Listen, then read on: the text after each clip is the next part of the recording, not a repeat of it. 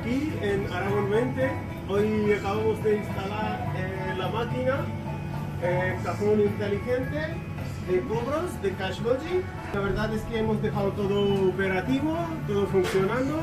Y aquí tenemos la dueña, Miriam, y le vamos a preguntar, ¿qué tal, Miriam? ¿Cómo has visto nuestro servicio? Bien, la verdad es que sí. Saí nos ha instalado su primera máquina de CashLogic, pero nos da una formación para trabajar bastante completa. Vamos a empezar a instalarlo hoy, me la ha dado, y ya vamos a trabajar hoy. Aunque él, ya llevamos tiempo con él nos hizo la instalación. Bueno, él. ¿Sí empezamos? Podéis preguntar que él lleva Qué bonito. mucho tiempo también con nosotros. Nos hizo también la instalación del TPV, y aparte también tenemos una instalación con él de reparto, una aplicación web y la página web.